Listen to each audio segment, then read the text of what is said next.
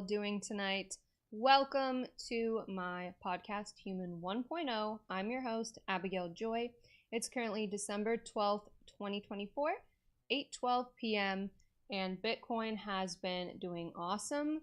We're currently just over 100,000, so we keep oscillating between 99 and 100K, but we're holding support here. Really awesome. So I think Bitcoin is just, going to be doing great for the rest of the month. I'm super excited, just to be part of the community. We've all been waiting for this 100K, and it's just awesome. So without further ado, let me just go and let's look at the chart real quick like we always do in the beginning of the stream. Thank you so much for tuning in and joining me. We currently have 9 watching the stream. So I'm going to go ahead and take a look here. So, oh my gosh, these crazy meme coins, look how much they've gone up. Be careful with that. A lot of that, you saw my little segment, like the Hawk Tua coin, a lot of it is just rug pulls. So yes, it might be going up, but are you even able to cash it out and get your gains? And is that money, it pumps that much, right? Is that money just going to the developers or the people that put on the coin? Congratulations if you got rich off of a meme coin. That's awesome, but I just feel like for most people, it's just an outright scam. So just stick to Bitcoin. Bitcoin only. I've been around for about 2 cycles almost, and once you're around for a couple cycles, you kind of get the swing of things. So that's almost 8 years. So here we are. This is the daily chart. Let's look at the week. So we just had a little bit of dumping here, and we are pretty much recovered. And I honestly think okay, let me lean back a little bit. I'm a little bit out of the screen there. I honestly think that since this new options trading thing started happening, it's basically like 28 ETFs in one. So you could have up to $2 trillion of liquidity in one trading day. I feel like that has really kind of manipulated the price. So a lot of people are looking at the technical analysis on the chart, but I don't know, is it just me, or does it kind of go out the window when you have these big money Wall Street people trading it? Because they're kind of like, you can almost follow their trades. They're dumping, they're getting in. You can even see the volume like on Coinbase. And then, they're skyrocketing it up past 100,000. They're getting out, and then they're dumping it to like either 92K, 94K, 96K. So I don't know if the technical analysis still applies. The cyclical nature of Bitcoin, which is basically following the halvings, that is still technically in play. So we are still seeing that volatile upswing type nature that we do with Bitcoin right after the halving, having about 150 or so days after it. So it is technically still following that cyclical nature, but my thing is like, we are just not even an opinion, but we're in uncharted territory. We have all of these new people coming into the space. We have retail, we have, whales like Michael Saylor, we have nation states adopting Bitcoin, and there's some crazy news. Let me just jump right to it. Let's show you this here. So we went from extreme greed, and now we are in just greed. So people are getting a little bit nervous, maybe because of those swings. So let me just show you right here before I get into some other funny stuff that happened today.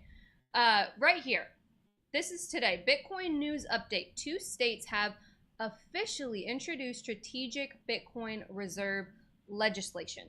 So look at that. That's huge news. And this is what is gonna, keep happening, is the United States wants to have this Bitcoin reserve, right? But now the individual states are wanting to hold Bitcoin on their balance sheet. So that's really interesting to see happening, because I think everyone just assumed it would be between countries, but it's ending up being between all of the states. So that's even more bullish in my opinion, because it just leads to even more competition.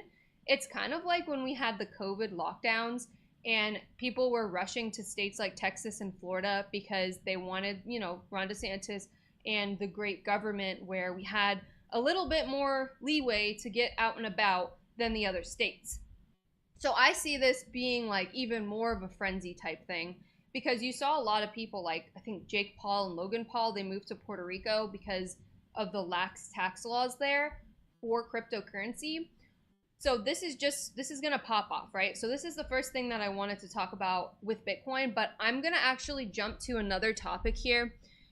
And this is Myron Gaines. Okay, so this is so funny. I was on a podcast with the girl Lilly Phillips. It was, I want to say, was it a year, 2 years ago? So if you don't know who this has been like so viral all over X. She's the girl who it was a documentary, I guess, I haven't seen it, that she had sex with 100 men in 24 hours, and she's planning to break that record and have sex with 1,000 men in 24 hours. So I actually met her on the Fresh and Fit podcast I went on. These two girls here were friends, Lily and this other girl here. So, they were really nice to me, but as soon as like I got into the lobby, they were saying just like the most funniest stuff to me. And it was really interesting because Myron, if you're not familiar with Fresh and Fit, basically what he does is he calls out the hoe culture and girls being promiscuous. So these two girls, they're British, they're blatantly over sexualized and they don't give an F. Like they don't care. Like you can't really shame them. They're just super crazy and funny about it. So let me show you this clip that actually Myron posted today. I was scrolling my timeline and then I just saw myself appear. So that was kind of funny. I had a feeling that these clips were going to start being brought up because she went so viral, especially on X. It's even been like a few days and people are continuously talking about this. Even people were talking about it like a week or a couple weeks ago. So this is just like freaking ongoing. So this is the clip just so you can get a little bit of an idea of this podcast, which by the way, we streamed on Rumble because Fresh and Fit actually got banned for a whole week from YouTube, which actually worked in my favor. If you go and watch this whole podcast, I ended up being able to freely, uncensored talk about COVID-19. And I like to debate people about COVID-19 not existing. And there was another girl on there, a healthcare worker, that we got into it. So this episode is super wild. I recommend looking it up on Rumble because it was so funny. Hold on 1 second. Okay, let me just play this clip for you guys. Hold on, I got a little. Go ahead. From your experience, what type of guy do you prefer? Asian, one that's white? got a cock. Okay. What gives you the best experience? What type of guy? I'll take anything if I'm honest. I'm not She that has a picky, big- mate. If you're asking, she has a big black dildo and she shoved it up her ass earlier. Can your mouth cover over the mic?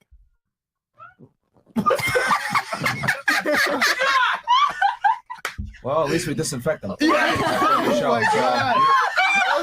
So you did She's the put one, your bro. mouth We Yeah, on my actually do mic. keep the place hygienic, Yo, so she's the one, bro. don't worry. We wipe them down with alcohol after every show. All right, she's the one, mate. Fantastic. Mate, But that's All right, sorry, what about you? no. first of all, I just want to say shout out to mum and dad watching from England. Love you guys. All right. And also, Are they really watching? yeah. Oh, hi. Sorry, yo. Also, I was just wondering if you're free tonight after this. I'm into the whole snow bunny thing. Huh? Are you free tonight after this? I'm into the whole snow bunny thing. BBC? Yeah. Yeah, come. I mean, I don't want to say anything because like you can't handle it though. Oh my god. You can't handle it. I'm just saying. You should see the video. You should see the You should- anal video we got to see before. Yeah. Hold on. It's to a party. Oh yeah. Let's do it.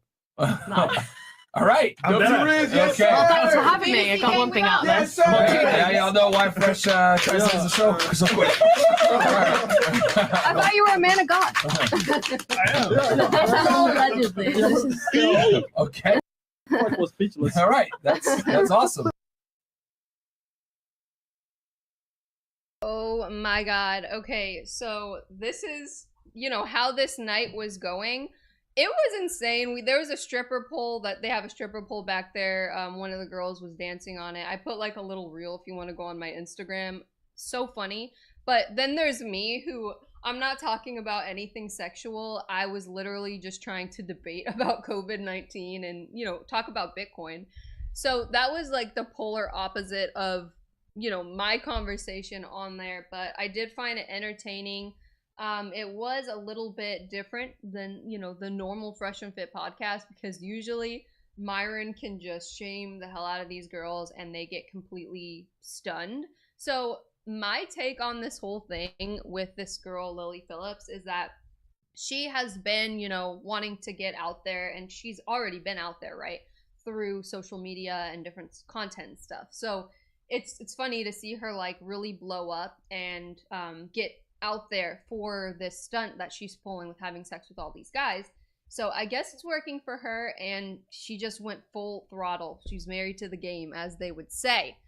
Yeah, so that was a really interesting experience, and that ended up, I looked on their Rumble channel, and it was like one of the most commented on video, and it was mostly because of like the dialogue that I was talking about with the COVID stuff. It really seems to trigger people when you talk about COVID-19, rightfully so, because, a lot of people had family members die, and when someone goes and says like, oh, COVID-19 doesn't exist, like what I do, it really does throw you for a loop. So that was funny seeing that on my timeline, right? Moving on to the next topic, it kind of goes with like the crazy sexual stuff. And let me show you this. So this was today. Diddy faces multiple allegations of sexual assault in new lawsuits.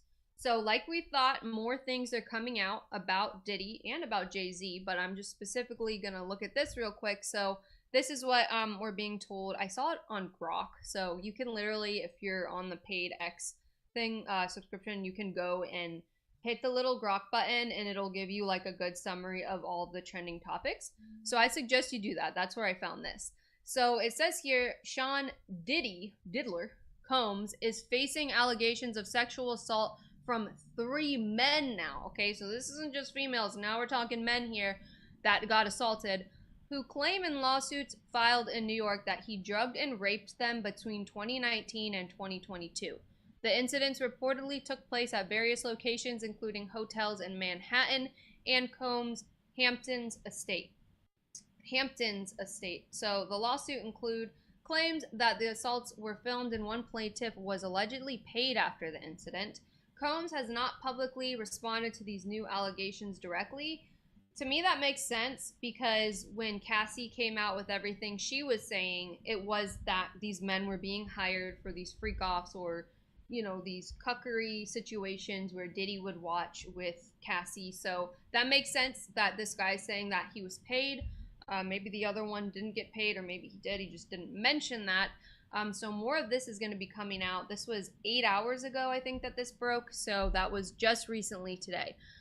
Not looking good for you, Diddy. Don't think you're going to be getting out. And he's been trying to get out on bail, which has been denied. Coming back to Bitcoin, though, just in only 0.55% of shareholders voted in favor of Microsoft's Bitcoin investment proposal. Literally, not even 1% of people want a strategic Bitcoin reserve for Microsoft. Microsoft is whack. You know what I mean? Like, seriously, why wouldn't you get in on that? That's going to be a big regret, I think, moving forward. I don't know why people would vote against it. They're just dumb, I guess, at Microsoft. But yeah, that's just, it is what it is. 99.45% wants to stay poor. Yeah, have fun staying poor. If you want to be like that, then go ahead, be like that. This is interesting to me. Next, Eric Trump here explains why Bitcoin is better investment than real estate. So that was shocking to me, because I didn't know exactly what Eric Trump's opinion on Bitcoin was. And then for him to come out and say it's a better investment than real estate shows that he's really done his homework.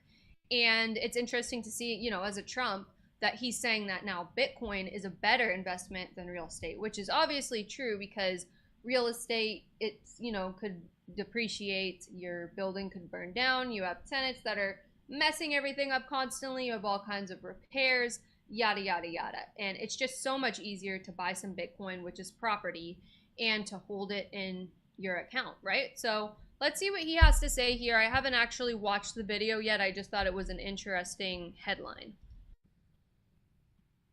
Over the last 4 years. Amazing. Well, we really appreciate it, and we appreciate the support of your father. So one of the things that sort of really took me by surprise is just how much I spoke with your brother at Nashville, actually, Don Jr., and we were talking, and I was just amazed at how sort of educated you've become. You really seem to have understood the technology a lot. This wasn't just like, oh, people like Bitcoin, I guess we'll be pro-Bitcoin. It seems like you've really done your homework. What has that process been like for you and your family? Yeah. Well, listen, I'm a bricks and mortars guy. I've spent my entire life walking construction sites, and people always ask, okay, so you build buildings, you build golf courses, you build commercial buildings, you operate these buildings every day. Kind of why the love? Because I think they can hear the real sincerity in our voices, right? Where these aren't sound bites. And you know, if you really look at real estate, it's tangible. You can feel it. It has energy. And when you look at Bitcoin, it's actually very much the same, but it has so many of the counterbalances that might otherwise be considered flaws of real estate. And listen, we're a real estate family. It's what we love. It's what we know. We know it better than anybody. But if you want to talk about a hedge against real estate, I mean, think about something that's immediately liquid. Yep. Right? And that's what cryptocurrency is. If I have a hotel, I can spend 5 years, I can build a hotel. If I want to sell that hotel, it could take me 2 years to sell that property. Now, there are a lot of benefits to real estate. There's a lot of leverage benefits to real estate. There's a lot of tax benefits to real estate. But real estate is illiquid. What's a better hedge to real estate than something that's instantaneously, liquid, right? I mean, what's has more downside protection than something that you can literally fit in a key fob in a ledger in your pocket? You can't move real estate. I can't take Trump Tower on 57th to 5th. It would be tough, right? And move that over to London if London happens to be a better market, or I can't move that to Singapore or the UAE where we are right now. So something that can be transported very easily, right? It's digital currency. It doesn't have fees. There's no brokers. There's no bankers. There's no lawyers. There's no title companies. There's no middlemen. There's no risk of fire. There's no risk of floods or tornadoes or hurricanes, right? I mean, there's a lot of downside protections that crypto can have that real estate, being a tangible hard asset, it doesn't have. And so I think that's really good to hear Eric Trump talking about, because people that aren't familiar too much with Bitcoin, that might be a lightning bulb moment for them, because it's just a lot to think about with Bitcoin, and you might not initially have those thoughts. You might be very skeptical. So for him to put it in plain terms like that, it makes so much sense. And that's pretty much what Michael Saylor has been saying. So I wonder if he spoke to Michael Saylor. I look at the two in concert. I look at this being an unbelievable. Or maybe he, got in contact with him, saw him on X. As something that people can get into who might not have our last name, who might not have our balance sheet. I mean, can't afford a full building or a house. Congratulations, 99% of people, and this is no disrespect, they can't go out and build a 70, 80-story building on Fifth Avenue in New York. The entry costs are too high. 100%. Not to mention, they'll never find the piece of land, they'll never get it entitled, they'll never get it permitted. But they can put into an asset that historically has actually, over the last number of years, has had significant levels of return higher than most real estate, and that's a beautiful thing. And you take people in developing countries and developing nations, people who otherwise don't have a chance, and crypto actually gives them a chance to invest, a chance to succeed, a chance to maybe get lucky and transform their lives, and that's a beautiful thing. Not luck with Bitcoin, though. Listen, it's the future. Make no mistake, it's the future, and again, I really believe that the people who embraced it earlier are going to succeed. The people who don't will, as I said before, get left behind. Yeah, that's a really good point, specifically because, if you don't have the Trump name, then it's going to be a little bit harder for you to make money. So that's why, it is good that he pointed that out, specifically because, hey, it takes a lot to build up that whole Trump name. It's very okay, sorry. I thought I froze. It's very hard to build up that Trump name because they're literally going off of the back of their father, and they wouldn't be where they are today without Donald Trump. So what are we supposed to do who don't have that legacy? Maybe you have to do something, right? And you have to think about what is going to be the future. A lot of people say, oh, it's AI and it's quantum computing or whatever. But all that stuff is kind of still a little bit far off in the future. And what exactly does that really mean? With Bitcoin, we have an actual strategy, actual implementation that you can just start buying it today. And obviously you see that it's going up and you're going to just have more resources, purchasing power. And that's really needed in life in general. Look, we live in a material world, and I'm not saying that material is everything, but it's what you do with that and the freedom that it gives you. So that's what's very important. Money, it can't buy you happiness, but it can make your life a lot more comfortable. And who wouldn't want to have their family live a good life? You know, let's stop being so negative about it. Bitcoin is the hardest money out there. Michael Saylor will tell you that. He actually talked to Dave Portnoy, you know, this Mac Daddy of podcasting. I'm not sure what the hell Bitcoin is and why he's wearing a Bitcoin shirt. I don't know what that is. Maybe it's a shit coin, but he did sit down to talk to Michael Saylor. So I wanted to play this clip and, you know, just see how their chemistry is here and what Michael told Dave. Michael showed up about 20 minutes ago and I want to wait. Look at the setup we got here. I want what we talked about because we have the video of the Winklevosses telling me Eli Musk is going to outer space and raining gold down. Confused me. I sold it. You just buy 400-something thousand Bitcoins with your company and you. So if I want to know what I got wrong about Bitcoin, or explain it so I understand it finally. Yeah, I think let's talk about it in sports metaphors. It's like, first of all, there's some games that you can't play, you got to watch. And if you're just watching the game and the team wins, that means your season tickets are going to get more expensive next year. But there are other games you can play. You go into a casino and you play the game, but you know the game's rigged against you. There are some games where the house wins, you're not winning. And Satoshi created a game that's rigged in favor of the individual. Is he a real person? Satoshi is a real person. Do you know who he is? Gone but not forgotten. Do you aware? Do you know who that person is? We're all Satoshi. We're all Satoshi now, Dave. Okay.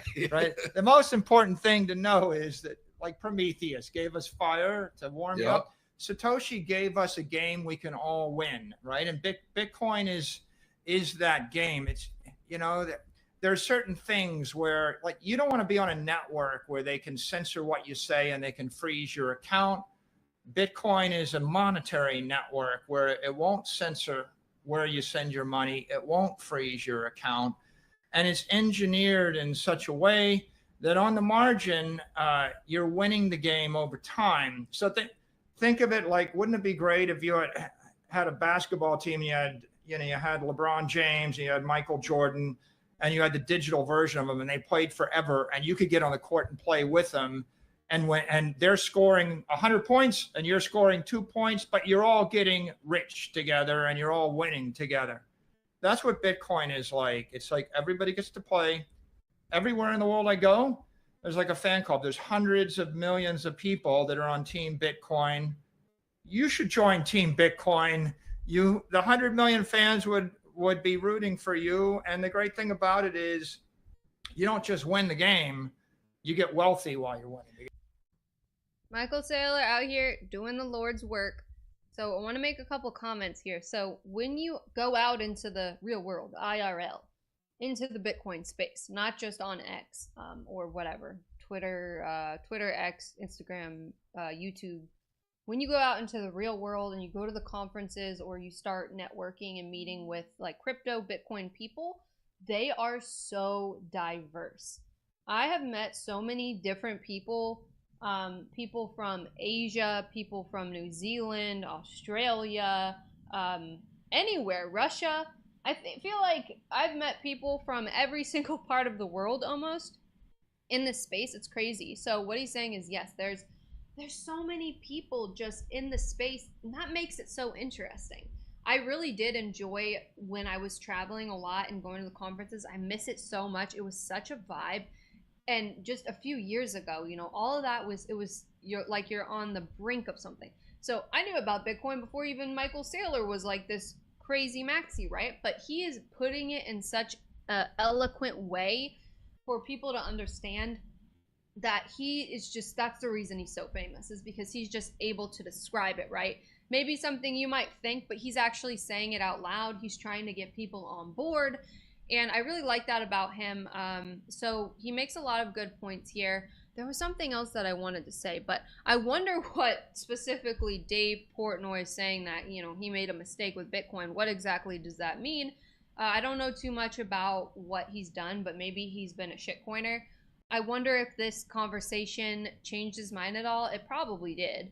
I really like Michael Saylor's like black on black with the Bitcoin B. That looks really nice. I'm also interested in Bitcoin, you know, with fashion as well. So I have a haul. There's a brand called Panties for Bitcoin. I'm going to be doing a haul with them. They're always at all the conferences. They have booths and stuff.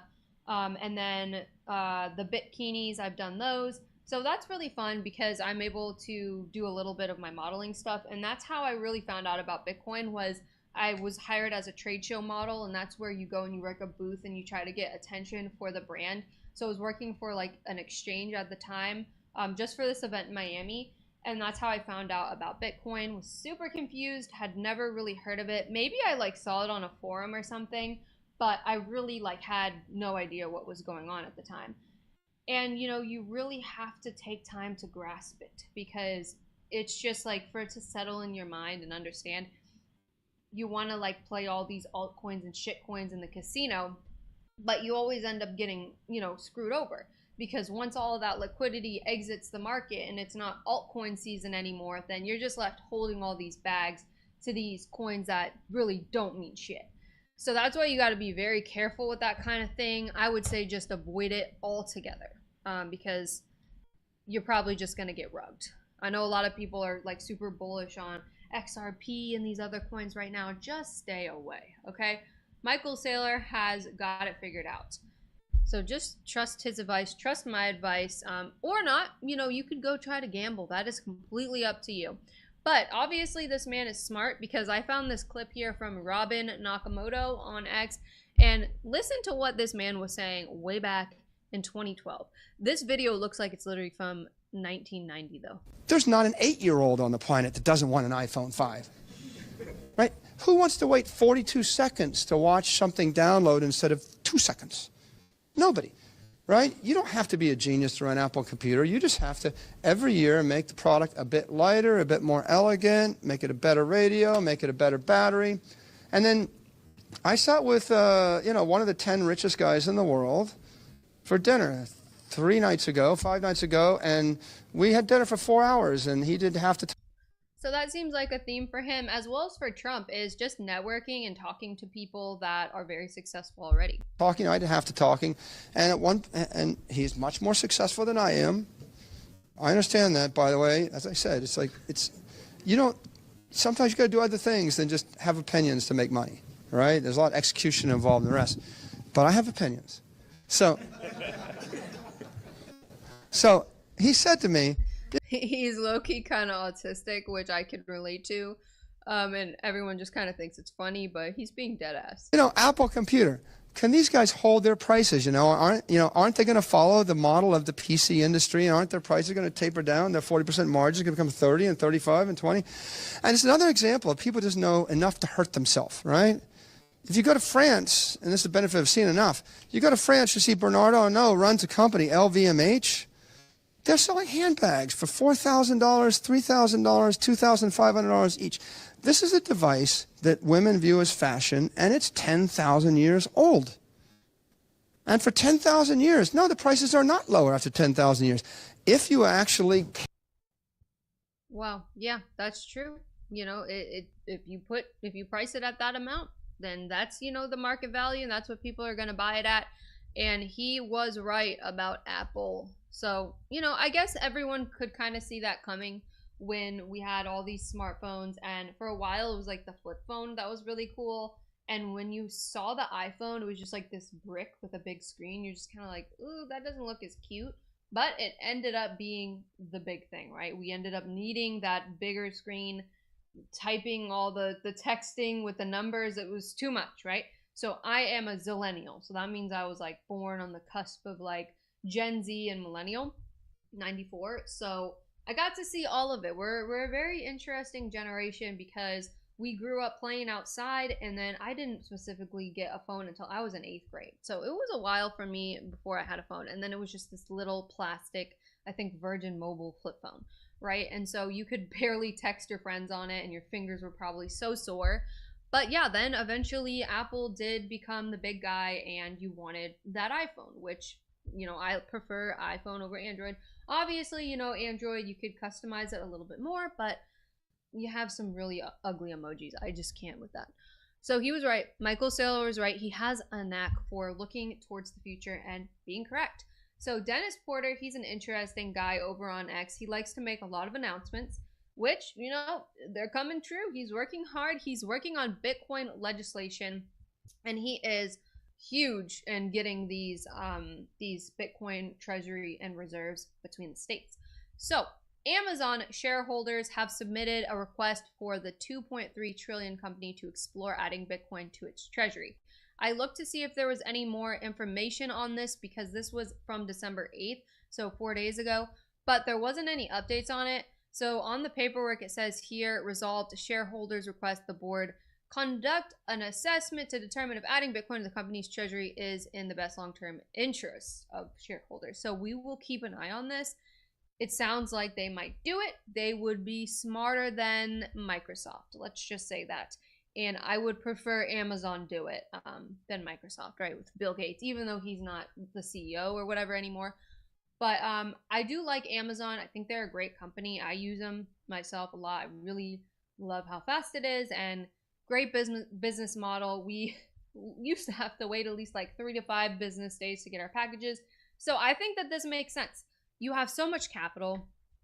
Why not just become richer? This is kind of becoming a concern for Bitcoiners, though, because people are like, oh, is it truly decentralized if these certain only, you know, 3 or 5 people own most of the Bitcoin? And yes, you know, it's decentralized. It's for anyone. It's for people that want to buy a shit ton. It's for criminals. It's for good people. It's for whoever the hell wants to be on the network. So that's just the beauty of it. Obviously now BlackRock owns a ton of Bitcoin. So we're just going to have to see how it unfolds. But eventually, you know, you have to sell. You have to reach into that and get into your fiat bag here and there if we're not going to be on a Bitcoin standard. So, you know, it is what it is. Sorry. Buy some more Bitcoin. That's all we can do. So here, this is example of just how much is freaking growing. So number 7 now. Top assets by market cap.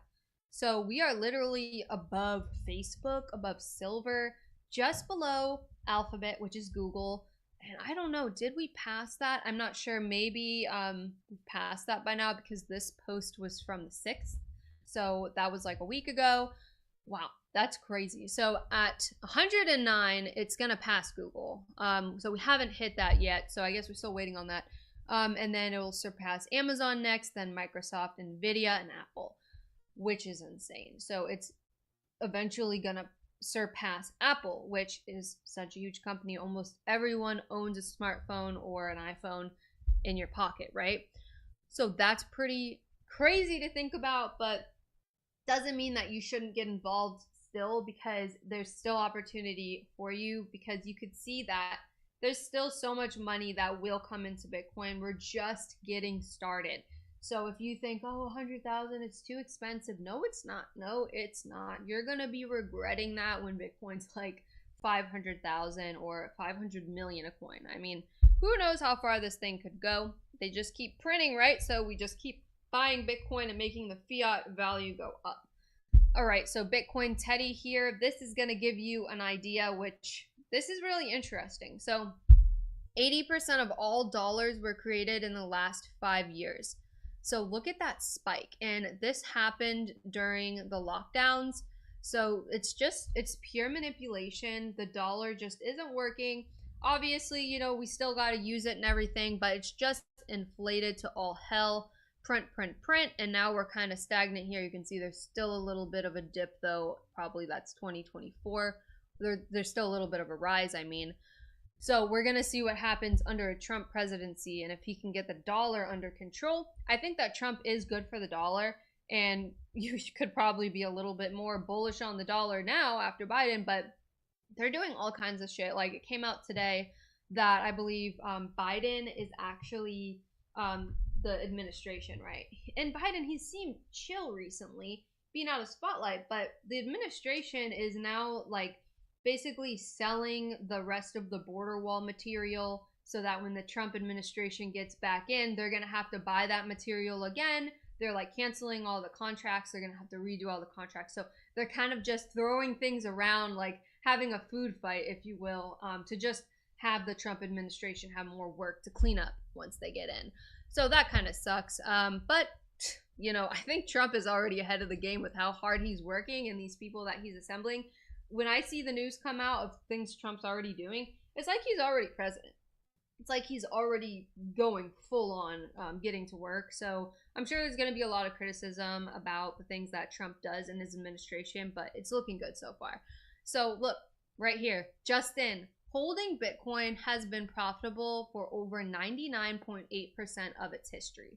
So that's the reason why Bitcoin is a risk-off asset, is because it's always going to reach a new all-time high. So even if you do buy at like 100,000 and say it dips all the way down to 70,000, because Bitcoin's going to do Bitcoin things, but I'm not sure if that's going to happen now that we have so much attention on Bitcoin, right?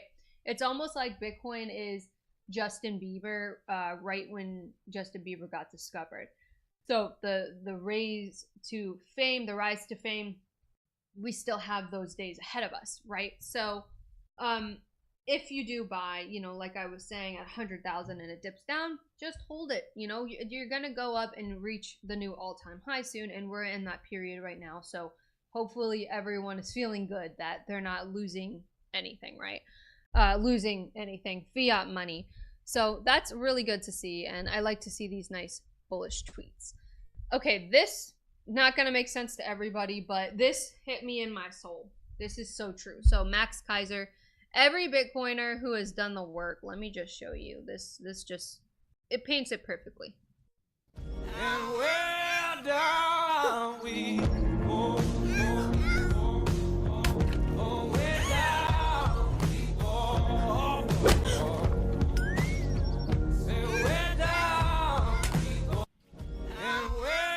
That's the frustration that you got to deal with. So when you have thought about it a lot, obviously I sound annoying probably to some people who don't know why the hell I'm talking the way I do. Once you do the work and figure it out, you're just literally, you're telling people, you're trying to convince people. Eventually you get to the point where you're like, oh my God, you guys just do whatever the heck you want to do. I'm not going to keep trying to convince you to save yourself, right? I'll tell you once and then tell you a couple times. You're going to come back to me and be like, oh my gosh, you were right. I should have bought some. And you're probably going to end up buying at the top. You buy Bitcoin at the price that you deserve. So this just illustrates it really well, that you can't really help people. And sometimes, you know, they're going to be their own downfall. Just got to keep it pushing. You can't just orange pill everyone all the time, right?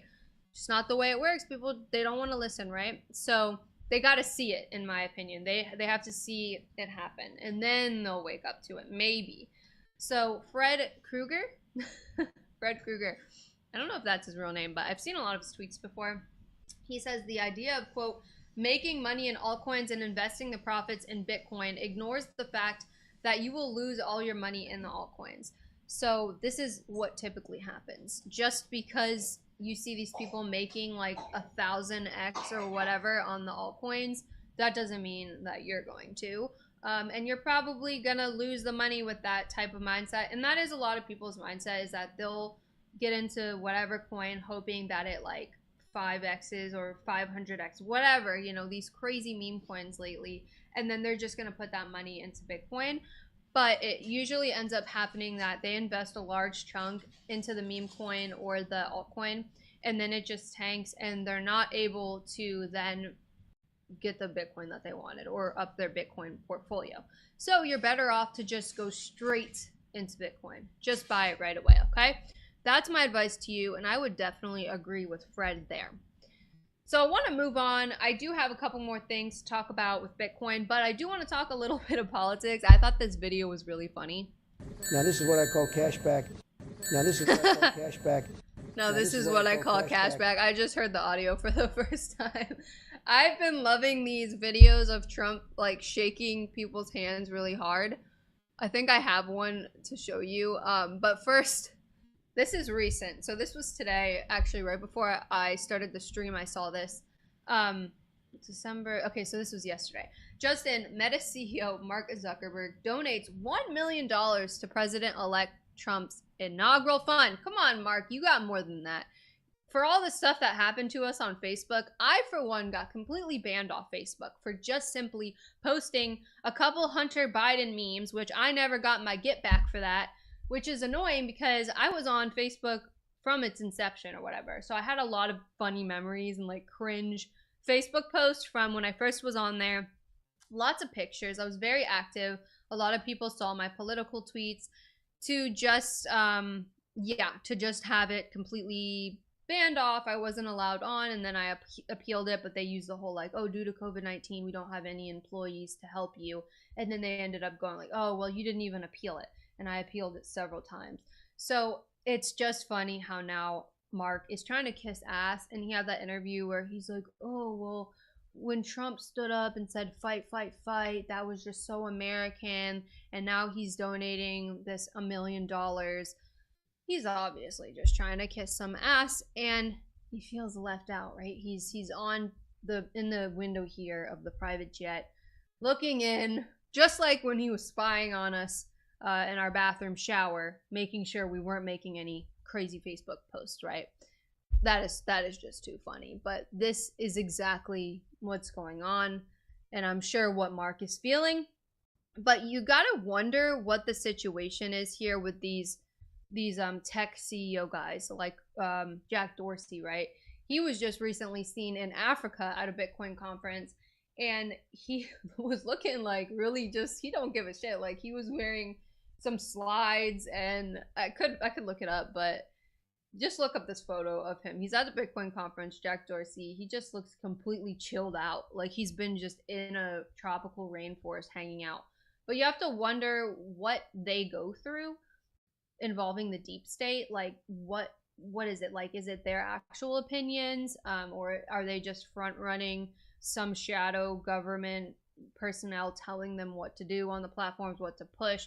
Because obviously there was election interference on Facebook. I think there was even some interference with this 2024 election. Just because we won with Trump, it's like, I still feel like there's still cheating and interference there, because come on, Kamala got all those votes. I mean, it is possible, probably half the country is stupid, but yeah, I just still am very untrusting. Like that Times magazine cover, I'm like, right here, this, okay, it's kind of annoying because, okay, that we're being all positive now about time, but when they stole the election in 2020, there was literally an article written out that said the shadow government stole the election, and they put it right in our face, plain as day, writing an article saying, yeah, the deep state stole it and Joe Biden is president. But now they want to put him on the front cover. So for me, I don't just like let things go like that. It seems like these conservatives, you know, they might be like letting it go a little bit too fast for my liking. I'm not going to just trust time, but they went from putting some really gross covers of Trump, very subliminal, satanic, demonic covers, to now this is a really good picture of him. He looks strong. He looks competent. It's an awesome photo. Paints him in a really good light. So it's weird to kind of see things switching over. I think they're scared because we are so strong with this coalition that is being formed around Trump. So honestly, that's just my guess, is that they're scared. Mark Zuckerberg, Time, they're kissing fucking ass right now. And I don't blame them, but at the same time, it's like that fake bitch that you're friends with, right? And maybe you don't realize she's like that at first. She's super nice and everything, and then she ends up snaking you behind your back. But then when the tables turn and you have a little bit more clout or power within the friend group or whatever, she wants something from you, then she's going to go back to being that like fake nice again, like she was when she was trying to reel you in as a friend. But she really had some ulterior motive from the beginning to be your friend. You know what I mean? So this is what that's giving to me. I don't trust it and I don't like it. So I'm keeping an eye on this, and I'm sure when the narrative switches, they're going to go back to being fake bitches, for lack of a better term. So this is what I was talking about. This shit is so funny. And what is this? This person looks like not a woman. Very thin legs. I don't know if it's just a very ugly woman or if it's actually a man. So this is Trump's new like signature handshake. He just yanks them, you know? He yanks them. Art of the Deal, right? I wonder if he talks about this in Art of the Deal. He goes in even for like a second tug. That's fucking hilarious to me. I love to see that kind of stuff. Body language. This is also funny. If you haven't seen this yet, it really shows Trump's athletic ability. So Donald Trump wore a full suit, took off his shoes, and still challenged Serena Williams to a tennis match. The way he fearlessly tries new things without shame is honestly incredible. This reminds me of like those WWE SmackDowns where Trump is just having like an epic moment. But check this shit out. This guy, seriously, he is really athletic. And Donald Trump this will show you where the cameras are when it involves making money. And today at Lowe's Island in Sterling, Virginia, he opened the Tennis Performance Center. Trump volleyed with Serena Williams, shoes off, coat on. Donald Trump showing he's got some game, some little. It's right there at the Trump National Club. Both are tremendous facilities. It was good to see him out there, and the fans seem to enjoy it.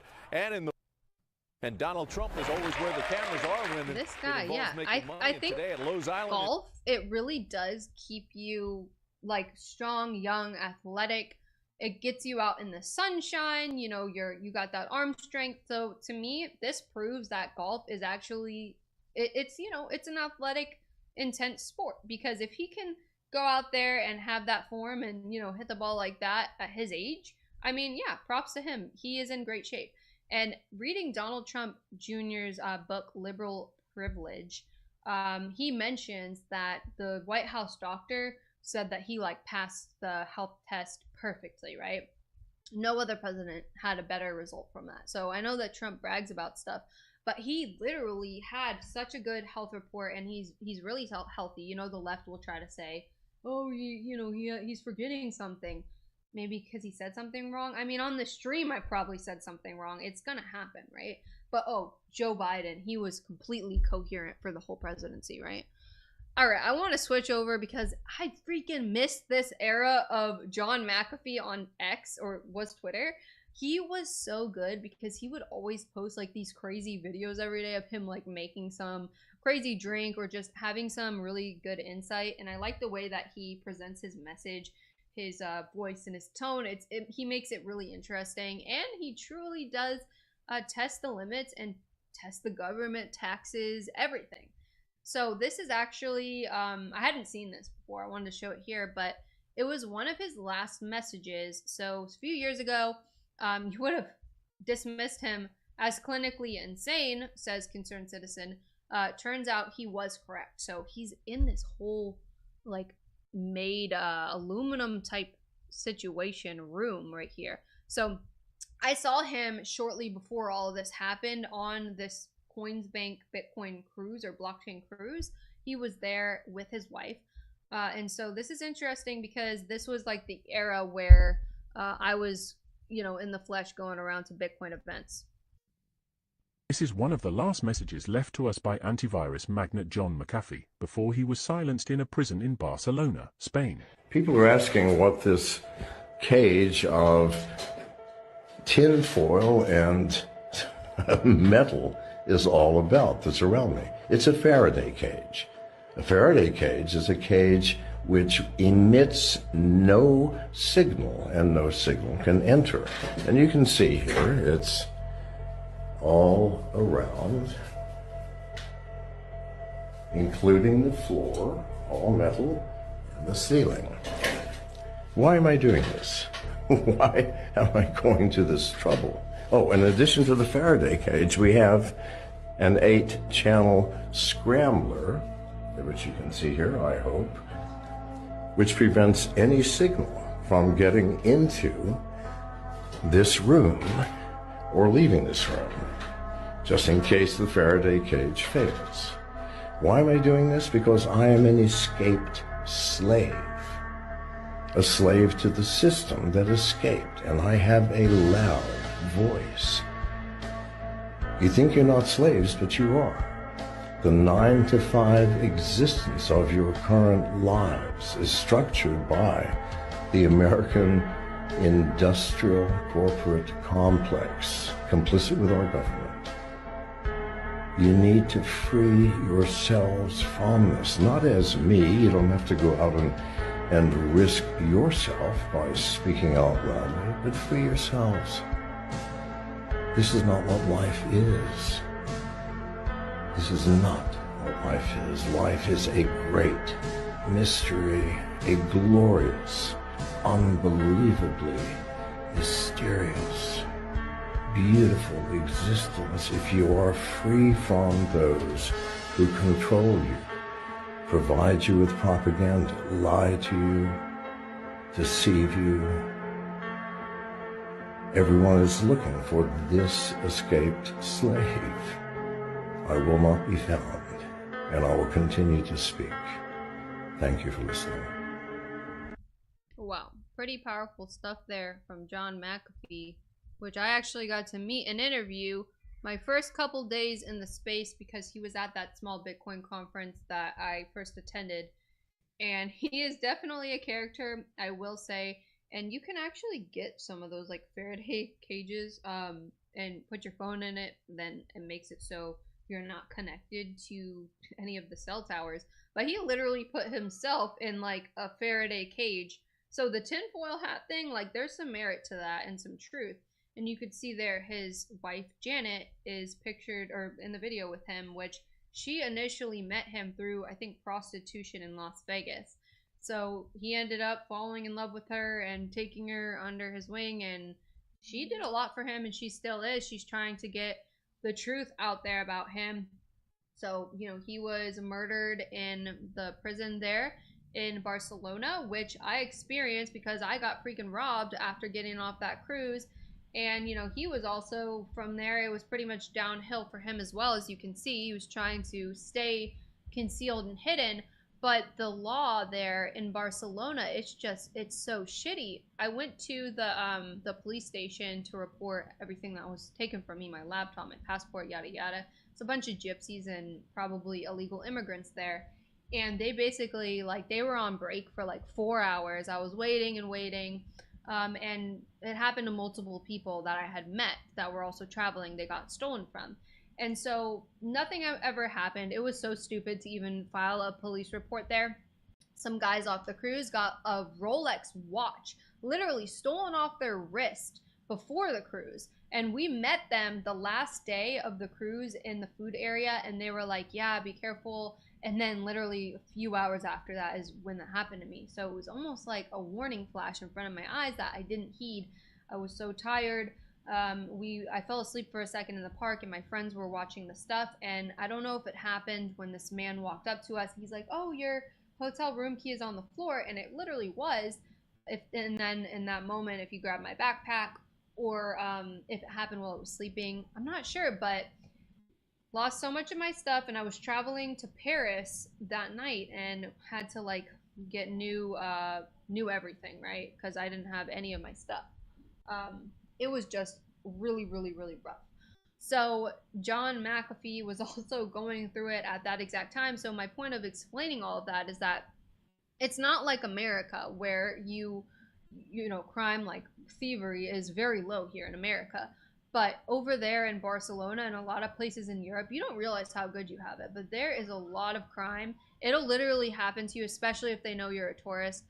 So yeah, he's definitely got some injustice going on, and I believe that they still never gave Janet, his wife, his body, so that they claimed that he was, you know, he died there. He committed suicide. He was whacked, like his tattoo says, and she never uncovered his body. maybe I'll go on to her X and see if she's talking about it, and maybe try to do like a little bit of info or deep dive there and see what ended up happening with him. But yeah, I mean, they were going for him, and so this is what happens when you challenge the status quo.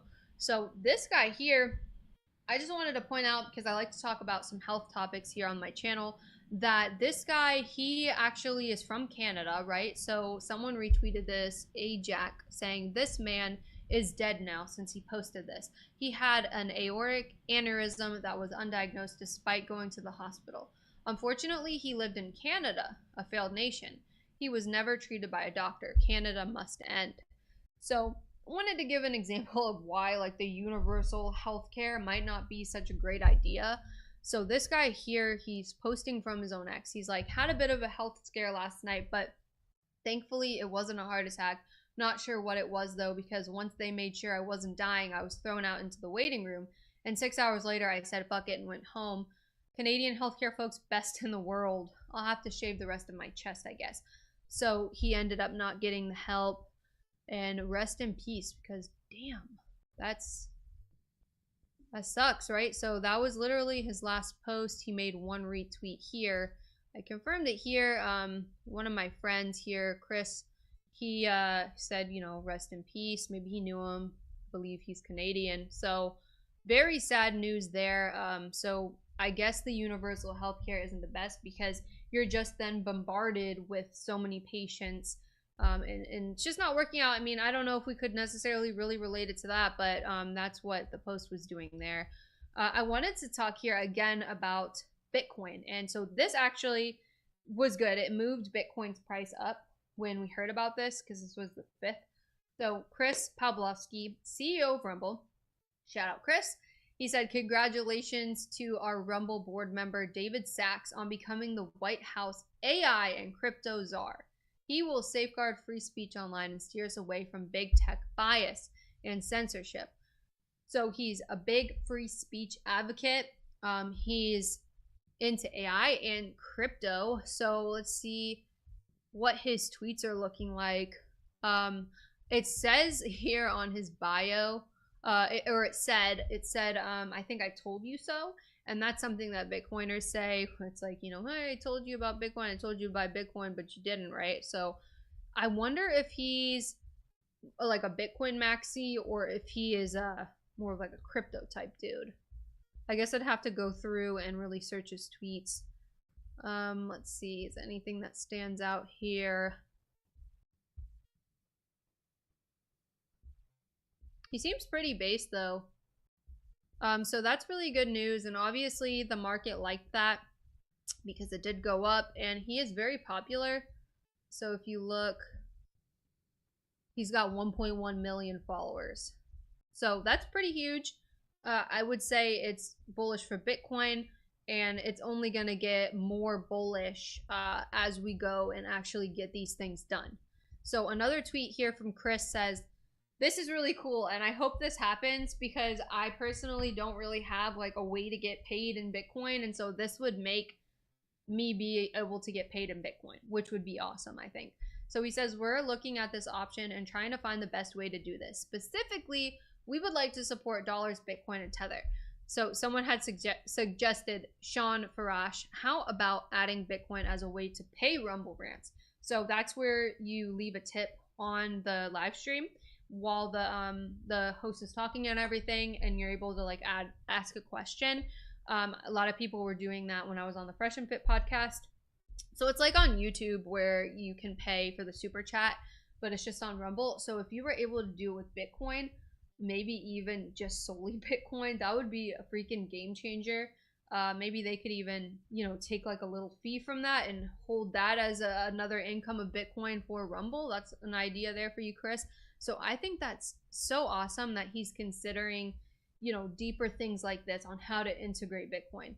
I think it would probably make it easy to implement Lightning. So Lightning Network is like on another layer of Bitcoin, and it makes the transactions like super fast, like basically instant. And that's what protocols like Damus, Nostr, it's like a Bitcoin Twitter, which I'm on, and you're able to tip in sats and give zaps. So it's like Lightning And it's really awesome that you're able to just get tipped for your little like tweets over on Nostr. And I think that this is the future. So when I was back interviewing people in the Bitcoin space, there was this guy, I'm trying to remember his name, but he was like one of these big CEOs and everything. And he was talking to me and my friend, and he was saying, by the way, like what's going to be the next big thing is creators getting tipped on their content. And he was even talking about how we could maybe get tipped in crypto. Well, here it is. Like this is finally unfolding like that guy told me, and that was back, that was I think 2018. So now things are coming, full force, and he said that people were talking about it then. So if that happens, I think that would be really awesome for Rumble, and it would help Rumble to stand out, and it would really align with Rumble's values too, because YouTube, obviously, they're super censored, and it's just so much issues with them and legalities. So if there's even another way for Rumble to stand out, we're having all this bullish news for Bitcoin. People find out, oh snap, I can use Bitcoin on Rumble, I want to support it. You're basically getting like another whole subsector of people. Like you have like a lot of conservatives on Rumble, then you're going to have all the Bitcoin people on Rumble, and Bitcoiners, they like to be part of stuff and support other Bitcoiners, and definitely they want to use Bitcoin as well. So Lightning Network, I think, would probably be the easiest way to implement that. So I wanted to mention, if you guys want to support my channel, this is a way that I have up to support my channel. I don't really have, too many things to offer. I'm just kind of getting started with doing the streaming stuff. But if you want to use my link, I have 2 there for Coinbase. If you're just getting started in Bitcoin, it's just like the easiest app to use. You're able to just connect your bank account and buy and sell Bitcoin there and other coins. But like I said, stick to Bitcoin. So if you use my link though, you have the chance to get up to $200 worth of free Bitcoin. So you just have to, I believe, like deposit a certain amount. I don't know if it's $100 or $200, and just buy that first amount of Bitcoin, and then they're gonna give you the Bitcoin. Or they might even do it right when you sign up. I think you like do a little spinner wheel thing. They're always changing it. Like sometimes they'll give you $10, sometimes they'll give you $20. Now they're saying it's up to $200. So it's kind of like a little raffle. So support me there, and I'm also, on other sites and stuff. Like I'm on X. Go follow me on X. I would love that. And just check out all of my other social medias if you want to support me. Follow me here on Rumble. I'm trying to grow my stream, Human 1.0. That's the name of this podcast and my streams and my content here, because I'm saying I'm Human 1.0. I don't have the mRNA vaccinations, so I'm still a purebred, right, if you will. So that's the reason I have the name Human 1.0. My name is Abigail Joy. And yeah, I just am interested in Bitcoin, politics, health, any kind of cool esoteric information or stuff that'll get you to think. I got my start in modeling when I was around 17, 18, and I did a bunch of that.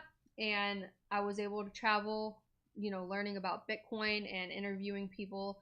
And basically then when all the lockdown stuff happened, I was like, okay, like this is crazy, right? But I had just started my YouTube channel. So I started doing fashion try-on hauls on YouTube, and luckily I did, because otherwise I don't know what I would have done, because everything was locked down, and the modeling and the acting gigs were pretty much shut down as well. You had like the off brands that were like using celebrity type models and like no contact photo shoots like through Zoom, right? So it was very hard to get work, and I personally really wasn't even trying much anymore, because I did this Fort Lauderdale boat show the end of 2019. So I had already, like, I was still working a little bit, and then I was just kind of moving on to other stuff. I really wanted to do content creation, as I have been for many years. I'm kind of all over the place, like been sporadic with it, but I want to keep this channel consistent, come on stream and hang out with you guys. So if you have anything that you want to ask me, please let me know. I want to chat with you guys. I know my stream it's still small, it's still blowing up. I've got some supporters here, and there's not too many people here, but that's fine. I'm still getting used to this whole thing. And I was always a little bit like nervous to stream, because it's not edited, you're right here, you're real time, right? But I'm having fun doing it, and I feel like it's the future, and it has been for a while, because people want to see you like in the moment, right? They want to hang out with you. And I want to help teach people and make their lives better.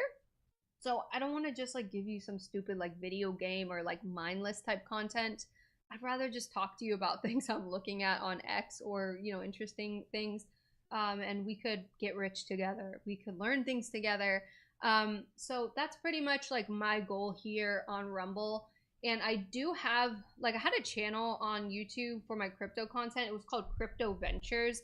So I became a Bitcoin maximalist in like 2020, like during the lockdowns. So I've been a Bitcoin maxi for about 4 years now.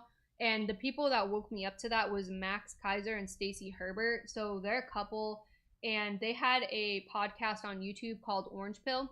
So what they do is they talk like philosophy and Bitcoin, and they travel and stuff. And before, when I was watching them, it was before they even moved out to El Salvador. But they explained really well why you should only buy Bitcoin and why you should only be focused on the Bitcoin network. I didn't really like, I don't think completely grasp it for those few years before 2020.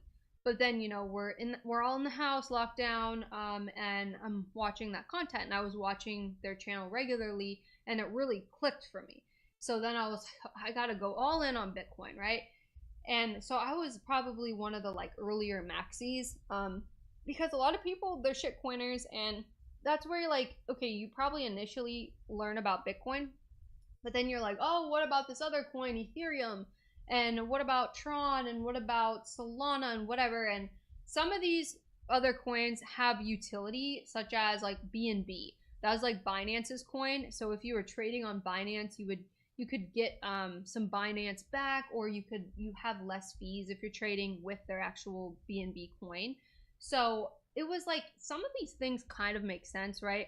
And a lot of these altcoins, which means anything other than Bitcoin, they claim like a lot of utilities, and oh, we have a roadmap. So it's like, oh, this thing will be done in this year, and then this month this will be done. So it kind of makes it seem like, oh, you know, we actually are working, and we have these developers and these people, right? So interviewing and traveling around the world and seeing all of these different startups and companies, I was a little bit convinced like, oh, this is a whole ecosystem, which it is, but I didn't completely grasp that Bitcoin is the only thing really like that you should be focusing on, because like Max Kaiser says, is there can only be one money. I think that's a really good way to put it. So it's like, yeah, we're not using the euro and the pound and the dollar here. We're just using the dollar. So there's only going to be one main shining star. Everything else is going to kind of like fall down to the wayside. And they're all technically considered unregistered securities. So that can be very risky legally. And when you're involved with something like cryptocurrency, you want to be careful, because, you know, you have the outliers like John McAfee, who really tested the establishment. But for the average person that doesn't want to go out and, you know, test all of that and be like this daredevil like McAfee is and was, I mean, who knows, maybe he's still out there somewhere. If you want to just be like following the laws or whatever, then it's best to not get involved in all of that kind of stuff. If you are, obviously claim it and do all the due diligence that you need, but it's just so much easier to just buy Bitcoin and hold Bitcoin. And I think that as we go on in time, we're going to be seeing Bitcoin used in multiple different ways, as we already are, but I'm saying on a grand scheme. So for instance, you could, you know, you have one asset like Bitcoin, but you're going to be using it in many different ways. And what I mean by that is you could use Lightning Network to pay for a meal. And then you also have your ledger and your HODL stack, which is your savings account and that you never touch. Or you have one savings that's specifically for generational wealth. And then you have another savings account that's for your child. So there's going to be multi-use. There's also people already basically taking out loans on their Bitcoin so that they can access the fiat without selling it. Because you don't want to sell Bitcoin if you don't have to, right? You want to access the capital and do what you will in the physical world, but you really don't want to ever have to sell it. And it's really even hard for me to grasp that concept, because it's like, oh, if you have money and you have a resource, you should just use it, right? Well, it's kind of like that pizza guy where he spent a certain amount of bitcoins on pizza, right? And those coins would be worth, I don't know, millions, a freaking billion at this point, for how many bitcoins that he used just to buy that pizza. So it would make sense that he didn't do that, right? And he just saved it. But who would have known that it was going to go up that much? But if you read, for instance, Saifedean's book, The Bitcoin Standard, he also has other books like The Fiat Standard. It explains the history of money and how basically there's just these certain traits that money must have. So money must be scarce, and Bitcoin is. So there's only 21 million Bitcoins that are ever going to be out there in circulation. Not all of them are mined yet, but it's even going to be less than that, because you have people that lose their Bitcoin. So that means like I'm trying to send some Bitcoin to my friend, and they send me the wrong address or something, and then I send it and then I lose my Bitcoin, right? So that is really making people have to like take full responsibility. And what in life do we really have to take full responsibility for? I mean, you even have parents out there that don't even take full responsibility for their kids. They just put them in front of an iPad, right? And you know, no hate to all you people out there that have your kids addicted to iPads. I mean, I get it. I have my own son. He just turned 7 months, and sometimes it is hard to, you know, deal with some of the tantrums and stuff that they might have, but you're basically offsetting that responsibility. And so with Bitcoin, you have to just be responsible with it. Like you have to be an adult pretty much. So my point here is that it's like an asset that makes you be a better person, if that makes sense, and it changes your life. And I want to help other people with it. I just love sharing information. I always wanted to like make some sort of like a course or something about the best way that I think to deal with Bitcoin would be, because it is a lot to get started with, right? So yeah, let me know in the comments if there's anything that you're curious about with me. I would like to know your guys' thoughts, because it's hard to gauge like what people don't know about me or don't know about Bitcoin, because I've been out there a lot online and I put my opinions out there. But you know, what are you still confused about? What do you want to talk about? What do you find interesting about my streams? I'm still figuring everything out. So yeah, that's pretty much gonna be the end of the stream for now. So thank you guys so much for watching. I hope you enjoyed today's episode. Leave me a question or comment below. Make sure you subscribe, and put like the notifications on if you're able to on Rumble. Yeah, find me on other social medias. I will see you guys next time. Bye bye.